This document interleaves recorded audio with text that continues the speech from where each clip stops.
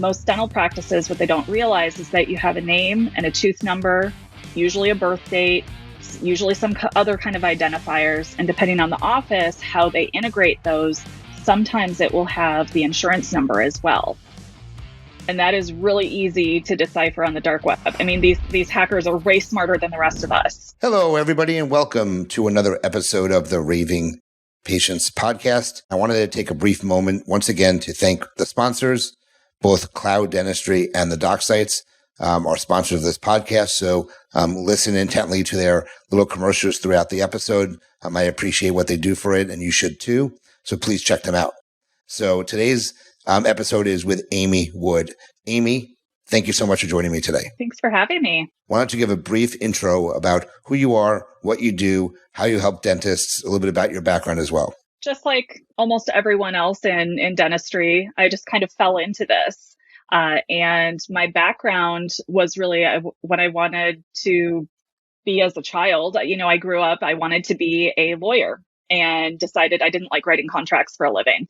So I course corrected, went into healthcare, and somehow ended up on the back end of dentistry doing IT and security work.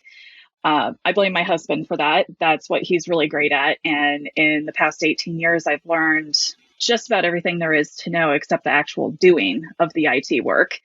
So that puts me at a unique position of being able to talk to normal people that have to use technology without being that geek. I really got into HIPAA and data breaches because I had upper and lower orthodontic surgery 11 years ago, and I had a class 3 bite that needed to be corrected. And during the course of that whole surgery and subsequent rejecting my titanium, my x-rays became compromised. So they ended up on the dark web through no fault of my own. The front desk person at the imaging center made a copy onto a thumb drive and then supposedly lost it. And my name, my birth date, my social security number, and my insurance medical record number have been for sale on the dark web ever since.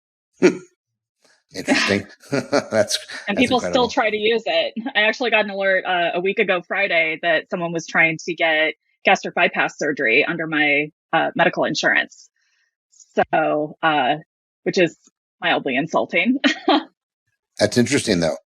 Well, that's how I got into doing this. And I started getting my hands on every piece of information that I could. And it turns out that everyone has an opinion on this.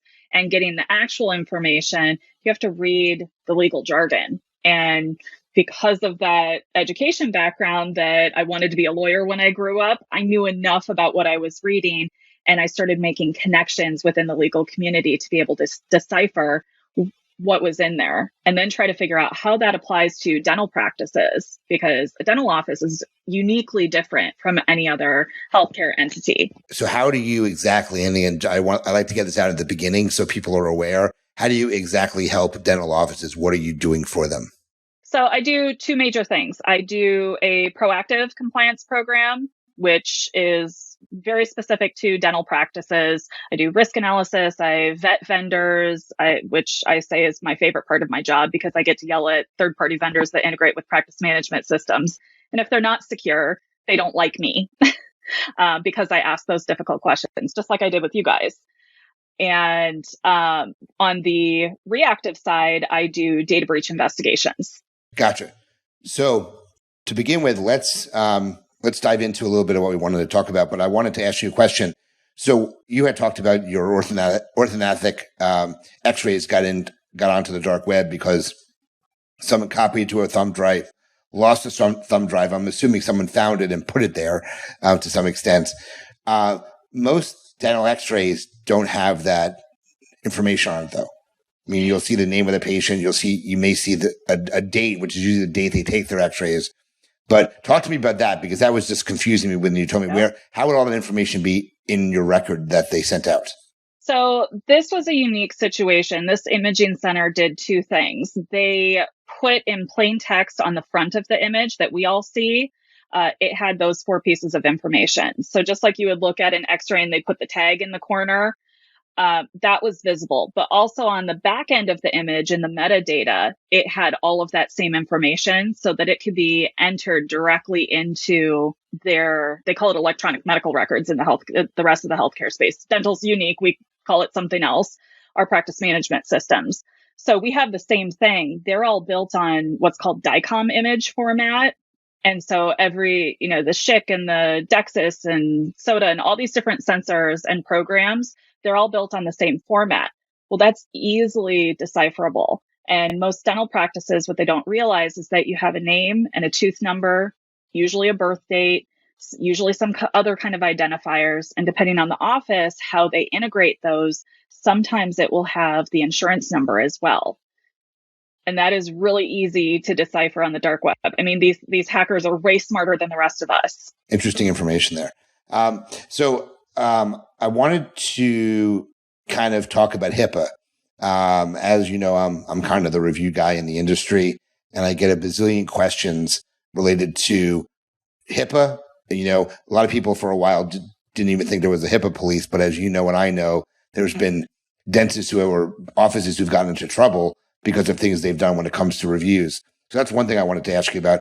But second thing I wanted to ask you about is what constitutes a HIPAA violation when responding to a review. So let's cover a couple topics related to that. Well, I've done over 250 data breach investigations within the dental space, and I personally have not dealt with any fines or penalties, but I have a lot of stories on the back end of people that have screwed up. In addition to the ones that are publicized that have received fines and penalties. So I just wanted to clarify that. So as far as responding to reviews, what you can and can't do, it's either a really generalized response, such as, oh no, we're so sorry you may have experienced anything other than our best in our practice. Please give us a call to discuss. You're not confirming or denying that someone was actually a patient. And it's very generalized, and the goal is to get that conversation off that platform. Unfortunately, there have been a couple of doctors, more than a couple. There's actually someone across the street from my office that does not follow these rules and repeatedly discusses patient information and treatment as rebuttals for negative reviews. So there was a doctor in Texas in 2019 that was the first dentist ever to receive a fine or penalty from Office for Civil Rights through Health and Human Services. And he got a $10,000 fine for responding to a negative Yelp review. And then recently there was a doctor that received a $30,000 fine for responding to a negative Google review. So it's either you respond with nothing or you respond with something very generalized and get the conversation off the platform. And I know that's unfair. No. And look, that's a big frustration for dentists out there, is that they can't respond at all, or respond with anything that would, basically back up their position in the case. But what about in particular acknowledgement of just a patient? I know you can't release private information about what's going on, but people are saying, are you able to acknowledge that they were a patient? And what about when someone writes a positive review, and what you're able to say in that type of review? So same thing has to apply. You're not even supposed to acknowledge that they are a patient, but you can say, we love positive reviews. And that's a generalized thing where you're not saying, yes, they are a patient, or no, they're not. And trust me, I get it. I teach a whole class on why HIPAA sucks. And this is one of those items. That it's just completely unfair, because you can't defend yourself with a negative review and you can't acknowledge when you have a positive review. So, I mean, it's one of those things. You can address it through more of a PR aspect. So you can do more on your marketing side. You can do more on your social media side. And you can do with reviews, you can actually get permission from patients to post those reviews on your social media. You can have them do a personalized, like a video or a photo release, and have their testimonial with it. And you can repost that on your social media as well. And then those are things that you can do to offset any potential negative reviews. What about if there's a review about someone who has never been a patient? What are you protected from in that case? This actually happened to my own dentist. There was a ex-boyfriend of the dental assistant, and he started posting really negative, defamatory, completely not true things about the dental assistant and her level of cleanliness. So in that case, the dentist was able to go to Yelp and say, well, this is not a patient. This is not someone who's allowed to make a review because they're not a patient. Doesn't confirm anything else, but that's a business to business transaction. I've never done business with this person. And it's a personal matter. They had a police report that was filed to be able to show that there was harassment going on. It was a relationship gone bad. So in a situation like that, the doctor does have recourse to say, I have never done business with this person, and this review should be taken down. You might have to fight a little bit. Right. Now, what about in response? What can and can't they say if, let's say, just it's Google and Google doesn't take it down? It's much more harder for Google to take a review down like that than it is Yelp. One of Yelp's terms and conditions are that if it's not a patient and the person says they're not a patient, then they will take it down automatically. There isn't a lot of fighting you have to do, or if it's a conflict of interest or something like that. But Google is much more difficult to get stuff taken down in that sense.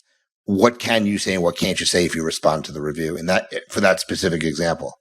So that's where this gray area with HIPAA does not help healthcare professionals at all. So it's one of those situations where you're not supposed to say anything. And I wish I had better news on that, but you do not want to get sued. You do not want this used against you in a court of law. You don't want this used against you in an investigation. It's better to just say nothing and to allow that negative review to rest and then have it crowded out by all the other positive reviews. That's exactly what I've been teaching for all these years. I just wanted you to clarify of questions I get a lot of times, and those are very specific questions I get. So thank you for clarifying that. Anything in regards to HIPAA anything else in regards to HIPAA that you wanted to cover? HIPAA is really hard in the dental space. What I find is that most dental offices try to avoid it or try to make it as easy as possible. And I understand why. When HIPAA first came out in 1996, it was all about patient privacy. And it was so similar to OSHA in that if you had a checklist and you had the right paperwork and you did what you were supposed to do, you were compliant. Once we added security and cybersecurity and technology, 2009 to present, it's become infinitely more complex. And what applies to a large multi-state hospital and what applies to dental is vastly different. So trying to bridge that gap has been really difficult for people like me because the dental industry for many years has been in a do-it-yourself mentality. And technology itself is, if it were easy, anyone could do it. But making something work and making it secure are so different. And I think it's really important for dental professionals to understand HIPAA is not the same as it used to be. Gotcha. So now that we covered HIPAA, what's the difference between HIPAA and cybersecurity? I know that you wanted to cover that topic. Security and technology is actually a portion of HIPAA. So the HITECH Act of 2009 was part of the Affordable Care Act. It was part of it was part of the American Recovery and Reinvestment Act. So when we got all that money to inject in the economy the last time it spiraled down circled the drain. Apparently we're there again. And they went through and tried to encourage a lot of healthcare professionals to invest in technology to digitize things. And quick history lesson, they were trying to create Obamacare to do a universal healthcare system as a precursor for that. So they were trying to put the pieces in place to have a universal data center for all healthcare data so that a hospital didn't have to transfer information to a private practitioner and a dentist didn't have to send something over to a general medical doctor. And to also alleviate the misunderstandings with doctors not having a complete health history. And a lot of it was drugs were being asked for in ERs and patients weren't being forthcoming with all of their conditions and things were being missed and doctors were getting sued. And it's a compounding problem. So the original concept was to have a universal repository for all health data. Now, since then, we haven't finalized that, which means everyone is kind of an entity unto themselves and they're all allowed to make their own decisions. And every independent practitioner is allowed to choose what they want to do and what not to do. That also means they have to understand enough of what to do and what not to do, and they don't. So it makes things really difficult. Cybersecurity now has become more important because of things like ransomware. and dental practices are low-hanging fruit to hackers. Unfortunately, I've seen several hundred offices just in this year alone that I've gotten calls on, and I know many other offices have gotten ransomware that haven't called me, that are working directly with insurance carriers. They're working with ransomware brokers. They're working with their IT providers. It's changed a lot. And unfortunately, dental offices have not woken up to the fact that ransomware is almost entirely preventable with what we consider the current standard of care for security. It's really not that hard. Right. Well, that was going to be my next question. There's a lot of issues in this day and age related to hackers getting into a computer system and taking the data, holding it for ransom, getting money from the practice before giving it back. But it is preventable. So, and there are methods that I'm sure we're going to get to prevent a data breach or prevent a hacker from getting in and stealing your data. So what are some of the easiest things, or what are some of the most common things that practices need to implement in their office to prevent things like this from occurring? 5 big things. So business grade antivirus. So you can't use free antivirus anymore. A business grade firewall where things are actually locked down. And think of a firewall like the difference between a Walmart greeter and an armed security guard. And imagine if someone walks in with a gun and says, where's the ammo for this? And a Walmart greeter will say, it's right over here. Let me walk you over there. That's what a router does. And an armed security guard is going to look at the guy and say, you look kind of sketchy. Are you supposed to be here? Why do you have that gun? They're going to ask a lot of questions before determining if they can come in or not. And so that's kind of the difference between a router and a firewall. So obviously the firewall has more security. The other 3 things are patches and updates. So your operating system updates, your internet program updates, backups. The new rule with backups is what we call 3-2-1, 3 forms of backups, 2 different ways, with one of them being completely offline. And also, I would highly encourage people to make sure that you can get access to your data within 48 hours. So if you did get ransomware, make sure that you can actually get to that information, because just like the rest of security, backing something up is easy. Restoring it is the true tell as to whether that's the right solution for you.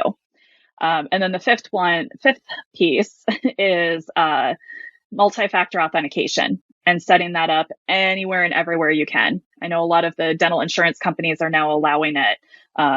Bank accounts, retirement accounts, social media accounts, having that as a backup in case someone hacks your password. Anywhere and everywhere you can set it up. I know it's a real pain in the butt and everyone complains about it, but it is so important. So it's interesting. There are a ton of IT companies out there that practices use, and there's, some very big names in the industry. But there's, obviously a ton of dentists out there as well that I'm assuming don't use IT companies the way they should be. And that's why they have issues like this. So, is the way around this to just hire just a really good IT company that does all this stuff for you? Is that really what the easy answer to this is just use a reputable company in the industry and they should be doing all these things for you? Yeah, absolutely. I probably know all of those people because I've worked in IT for so long. We all used to know each other. And pretty much anyone that is a larger company, they've been around, they know what they're supposed to be doing. The problem is a lot of doctors push back, and oftentimes these IT providers, I'm married to one, so I know this, they're people pleasers. So they will often capitulate and allow the doctor to do what they want to do or not do what they want to do. And I would strongly encourage any of your listeners today to stop doing that, because it's not helping you or them. Do what they tell you to do. They're the expert. They're not going to tell you how to do teeth. You shouldn't tell them how to do IT and security. So you're telling me that tape backups are no longer good? I don't even think you can purchase tape backups. There's so many software programs out there now. The newest form of backup that is most efficient is called a BDR, or backup disaster recovery. And what that does is it will back everything up, 15 minutes to an hour at a time, and you'll be able to restore very quickly. So like if you're an oral surgeon and you're in the middle of surgery and something happens and you need to restore quickly because you're in the middle of a procedure, you want to make sure that you have all of that that information and ability to operate quickly. Yeah, my dad was a dentist, and I still remember when he had a tape backup, and he would bring one out. He would record it would be a Monday tape. He'd bring the Monday tape up. So if he ever had a problem, he would have the most recent data with him. So those days are way, way past. So we don't do things like that anymore. Yeah. I actually have a very funny story how I met my husband. When I came to the West Coast, my first job was a nanny for a dentist.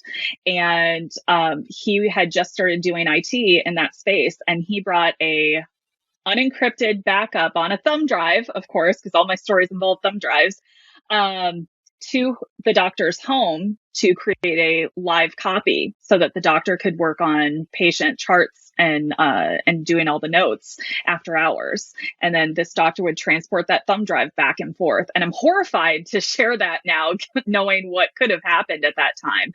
But back in 2004, that was cutting edge technology. So, we talk about standard of care and how things change over the years. It just happens to move at a much faster pace in the technology space, and we just have to keep up on it. I bet.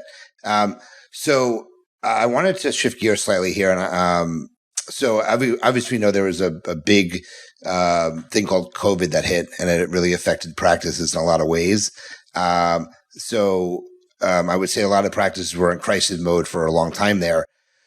So how did that affect risk management? It's interesting. I'm writing an article on how the long-term effects of flight or fight response in dental practices and management has really affected risk management. And I consider risk management part of your foundation of your business now. It didn't used to be, but it is now. HR, OSHA, infection control, all those things, they're at the forefront now. And if we don't have those things in place, the rest of our practice kind of starts falling apart.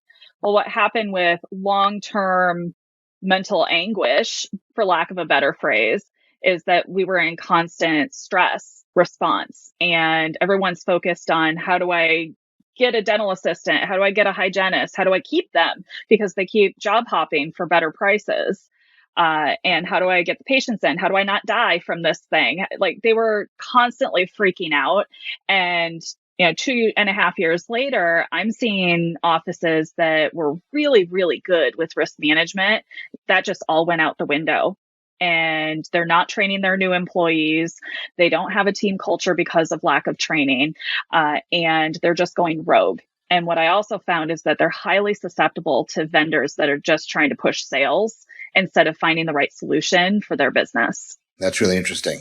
So the other thing, and I know we touched on it briefly, was when people are searching for IT companies, I mean, there are Facebook groups, and there are, many of them, and there's all these different IT companies that are recommended within kind of each group. And because they're being vetted that way, obviously, I think that you have a different approach to properly vetting vendors that really touch anything related to your practice management software. So, like I said before, vetting vendors is one of my favorite parts of my job, because inevitably I get to yell at someone. And it's better than yelling at my husband, according to him. So when I ask questions, I start with 13 basic questions, and then I go into a lot more in-depth questions.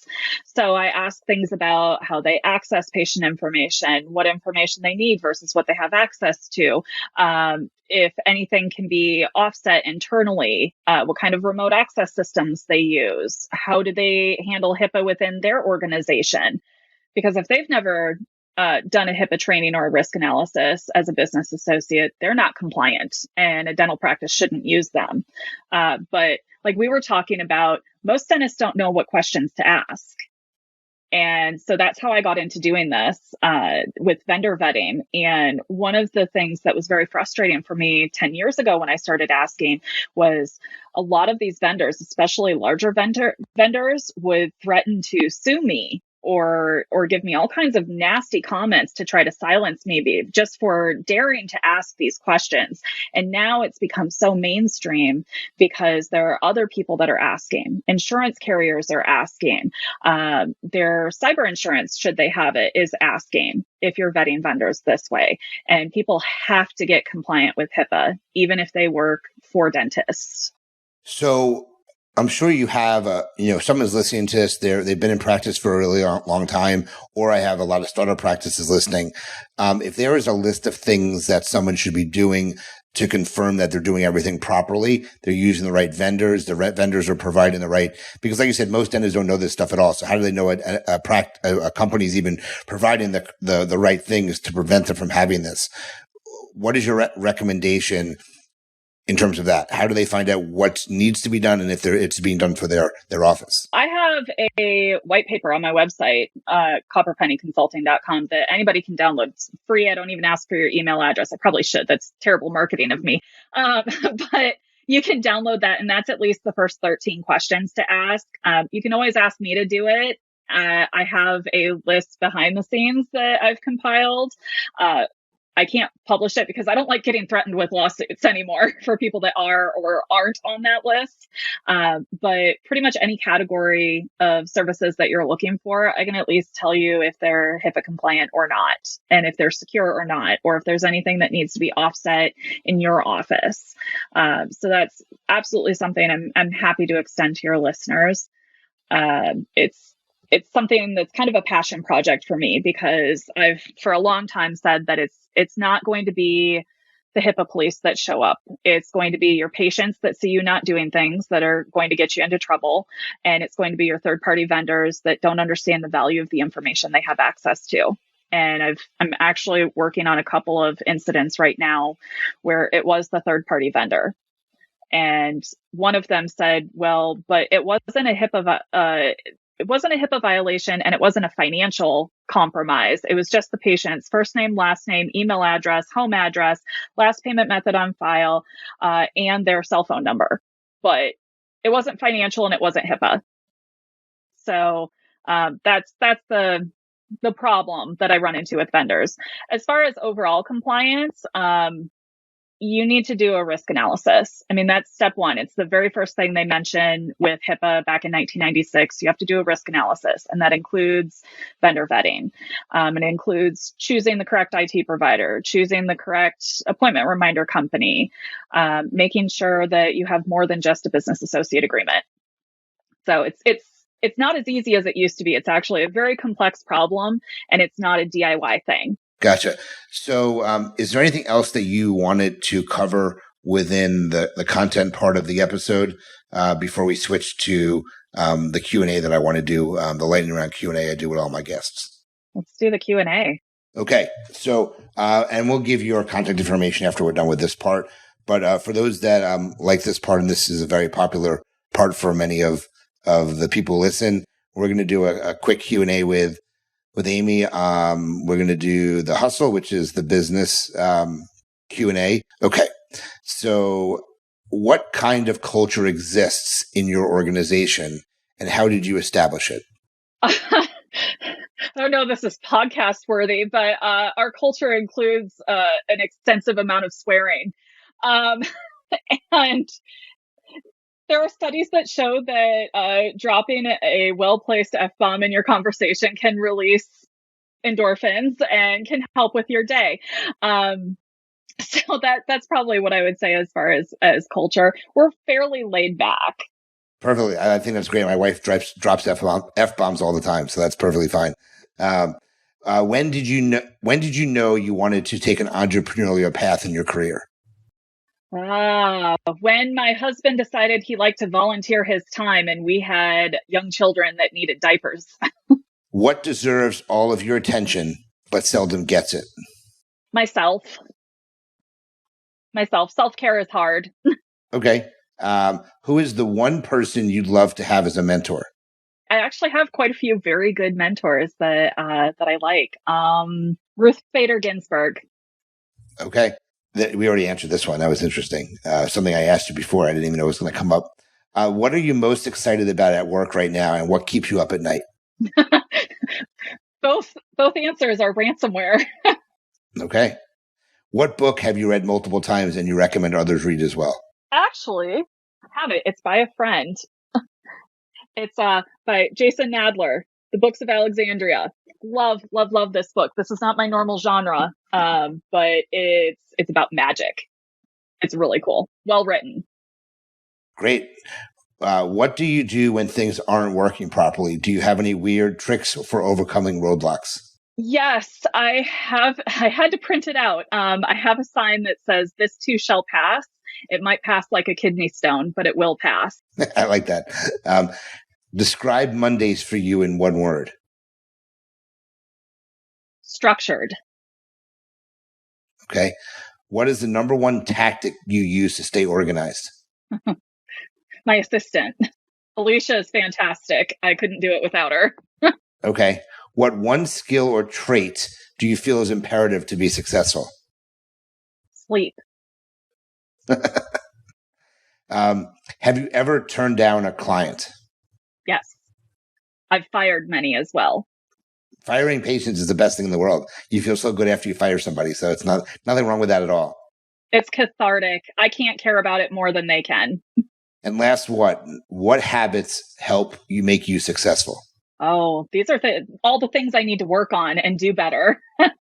I need to sleep more. I need to drink more water, like all the things I'm supposed to do. And when I do them, I am actually successful. And when I don't do them, I'm not.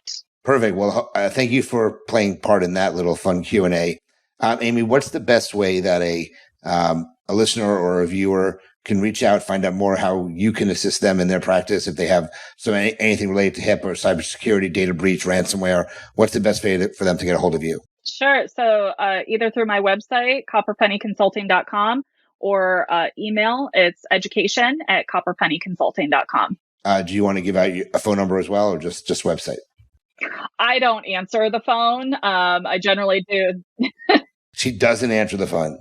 I'll call people back, but the phone is not the highest and best use of my time or skill set. And so if you leave me a voicemail, I'll call you back right away. But I'm not sitting around waiting for phone calls.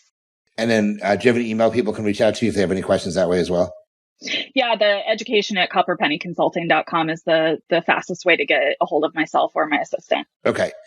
Perfect. Well, Amy, anything else before we end the podcast that you wanted to let anybody know? Just the generalized, do something, anything. Paralysis is not going to help anything. Okay. Hey, I agree with that 100%. So guys, by the way, Amy, thank you so much for being part of this podcast episode. If you enjoyed the episode, please share. Please let your colleagues know. Please send them Amy's information if you're looking for some help with anything related to those things we talked about today. If you like the episode, review us. That's really important. Go ahead, stop the episode, or when you're done with the episode, go to iTunes, subscribe if you haven't subscribed yet. Literally review us. We can use as many reviews as possible. I don't do a very good job of asking for reviews on my own podcast, but I'm asking you now to please do that as well. And as I always end these episodes, remember, your reputation matters. Until the next one, thanks again for joining me. Thanks, Amy, for being a guest, and we'll talk to everyone soon.